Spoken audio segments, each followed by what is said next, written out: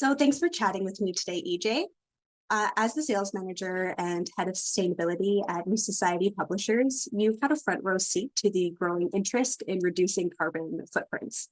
So I'm excited to talk with you about that today. My first question is just, what problem were you hoping to solve when you first developed the idea for the carbon calculator?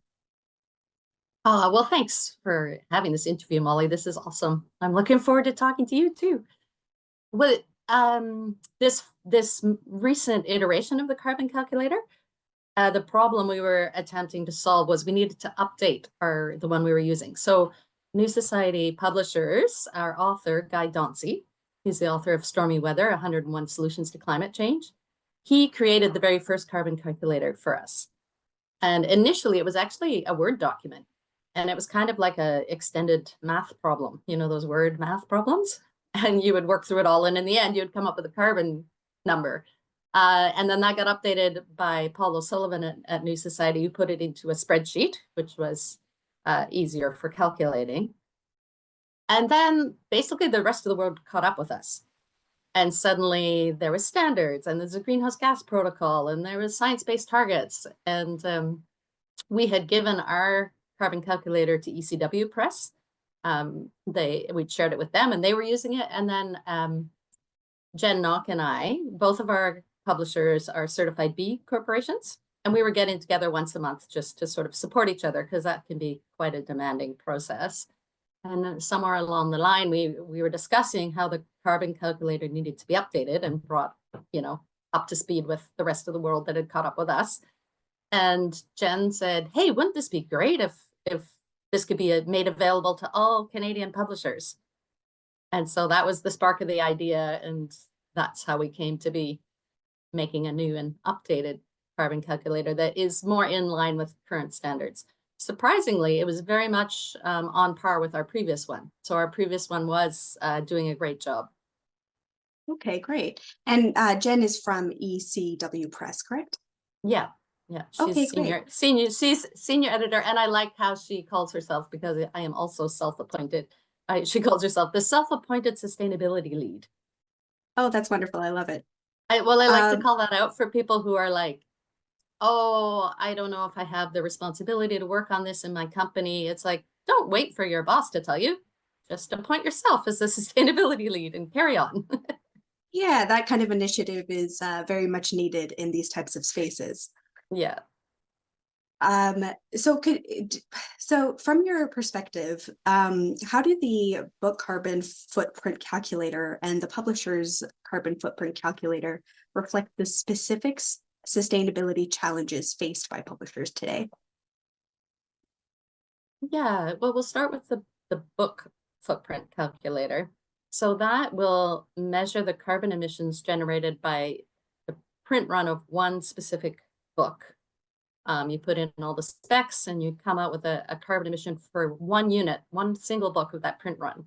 And then you can multiply it by however many books you print. And that will highlight right away that the single greatest carbon emission comes from paper. And then the nice part of the calculator is you can swap up your paper types and see how it changes the carbon impact. One of the drawbacks is right now we're using generic emissions. So we're using the eco-invent. And I don't know totally how they come up with their measurements, but we don't totally agree with some of their results. So they're measuring purely carbon emissions, but they're not measuring things like deforestation or forest protection or biodiversity protection, things like that. But anyway, that's how it works. And that is probably the single biggest thing you can see is if I change aspects of my print run, how is that going to impact my carbon? And then the publisher tool is more of a standard. How do I calculate the amount of greenhouse gas produced by operating my company? And that one was actually a little easier to do for our consultant. He does it all the time for all sorts of different businesses. So he just had to understand the inputs and the outputs of publishing and create a tool where he could measure all three scopes. So there's scope 1 is things that you control in-house. Scope 2 is your electricity sourcing, and scope 3 is everything else. And there's about 15 categories under the greenhouse gas protocol in scope 3, and then only a few of those apply to publishing. Okay, I see. And you have mentioned that these tools can be used independently, but are more accurate when used together. So what is the interplay between the two tools, and how can publishers leverage both of those to create a comprehensive sustainability strategy? Yeah, the main reason why it's more accurate if you use them both is that the industry doesn't really count carbon. So there are a few printers who can provide you with a carbon emission statement for your printing, but for the most part, that information doesn't exist or is difficult to get. And so by using the book carbon calculator, you get a really accurate reading of how much carbon did your printing produce in a year. And then you transfer that number into your business carbon calculator, and that will be part of your scope 3 emissions. You don't have to do that. You can make an estimate. You could use some general numbers. If your printers are giving you carbon emission for your printing, then you just pop that number into your business calculator. But at this stage, it doesn't exist from a lot of printers. And at New Society, we are actually, we tout that we are a carbon neutral publisher. So with the invention of these tools and the releasing to other publishers, New Society is very much ahead of the curve. So I wonder how these tools will refine or change our current sustainability practices at New Society, and is there a specific impact that you are hoping to see internally or across the wider industry of publishing with the introduction of these tools? I'm going to start with the wider industry first. I'm really hoping people will look to their paper and use more sustainable paper, because it is the #1 place where we can act to make changes to climate emissions. So protecting forests and using paper that have lower carbon emissions and keeping paper in a circular economy with recycled paper, those are all things that will definitely have a huge impact. And it is our industry's paper. And so hopefully this tool will make it easy to look at your choices and highlight the differences you can make. Internally, it's given us some interesting questions. We've signed science-based targets we've committed to for our scope 1 and 2, which we've already matched. So we've met our targets for that. We just need to maintain them now. On scope 3, we pledged to reduce 90% by 2050. So for us to reduce our carbon emission by 90%, it pretty much either looks like giving up paper, or it looks like carbon sequestration in our supply chain, because there is no other way to get that high of an emission reduction. So I'm leaning towards both things, trying to build our ebook and audiobook sales and distribution, build that part of our business out, which is handy, being the sales manager. That works in well together. And then also I'm planning a visit to Sastana paper mills.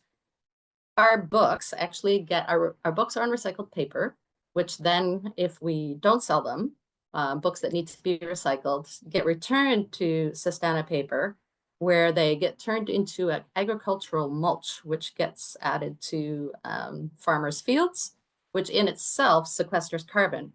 This isn't counted in our carbon counting, and it's not counted in their accounting.